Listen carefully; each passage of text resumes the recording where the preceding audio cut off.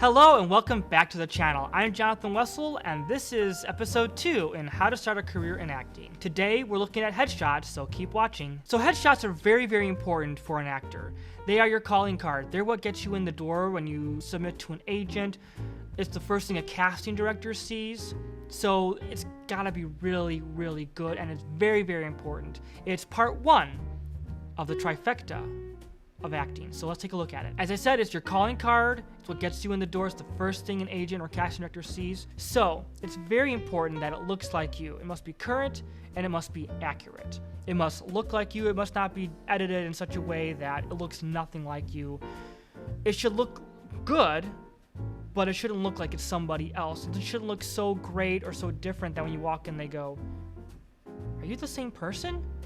So it's really important that it looks like you, and it must be current as well. Don't use a headshot from 15 years ago.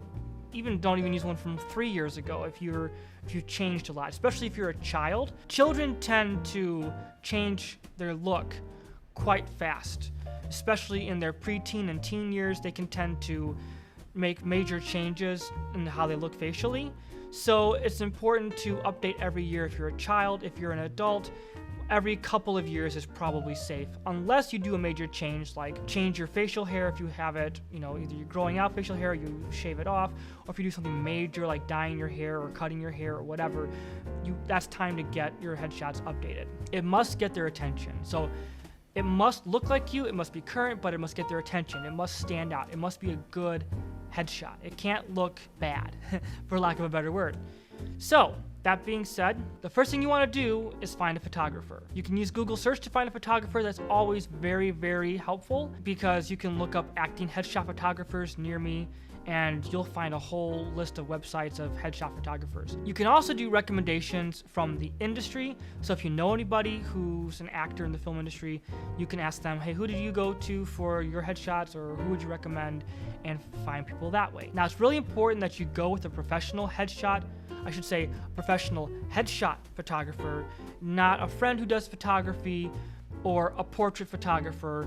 You want someone who is a professional at doing acting headshots. And the reason for that is they will know the market that you're in.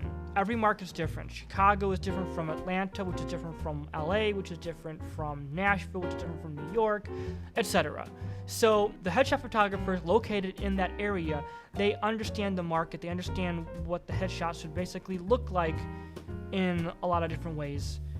And I don't understand all of that myself, but this is as far as the details, but I do understand that there is particular looks for each market, and so you don't want someone taking your headshots to have no idea what the market is. You can talk with the headshot photographer on the phone or check out their frequently asked questions section on their website prior to hiring them, because you want to get an idea of who they are. You want to get comfortable with who you're going to be working with. You don't want to be uneasy with them just because you don't really know them or don't vibe with them or whatever. You want to be comfortable in front of the camera for your headshots. That's going to be so important to looking great and getting great headshots. So that means you must be comfortable with the photographer. So really make sure that you gel with them before you actually hire them. Make sure you know what type of packages they offer and what comes with each package. I'll touch more on this in a second, but suffice it to say right now, this is something that you want to be sure that you look at very carefully before you hire your photographer and choose your plan. So let's talk about the shoot real quickly. We're just going to run through this. Bring several clothing options to choose from. You want to make sure that you've got plenty of options to go with, so that way you're not stuck with one outfit that doesn't even look the best for you. A headshot photographer will know what looks good on you when they see it and will help you choose what looks best. Go with solid colors rather than patterns, and avoid logos. You don't want anything that will detract from your face. For example, the shirt I'm wearing right now is a great shirt, but it's not good for headshots. It'll detract from my face. People will be wanting to read what it says on there rather than looking at my face, looking at my eyes. You want the attention to all be up here. Layering is always a good idea, but not necessary. Layering is where you have multiple layers of clothes on. You might have a shirt and a jacket on, or a shirt with a V-neck sweater and a jacket, whatever it is. You can do that. It's not critical, but it can help add some depth and some nice contrast to the headshot. Again, as long as it's not detracting from your face, that's fine to do. Come with your hair and makeup already done, unless you've hired a hair and makeup artist for the shoot. that is something that you'll want to look into. A lot of headshot photographers have hair and makeup artists that you can work with, and that'll be an extra $75 to $100 or more, depending on if you're a man or a woman and what you're getting done. But that could be worth the money too if you really want to look your best. Stay relaxed and have fun. The photo shoot should not be an uptight thing for you. It should be very relaxing, very enjoyable. And if the headshot photographer knows what they're doing, they will help you to stay relaxed and have fun. But just know on yourself that even though this is going to be your headshot going forward and it needs to look great, have fun doing it. And that'll just make things a lot better for you and make the headshots turn out way better. So let's talk about expenses real quick. In my experience, you can expect to spend anywhere from $250 to $500 for headshots or more. But the average is between $250 and $500.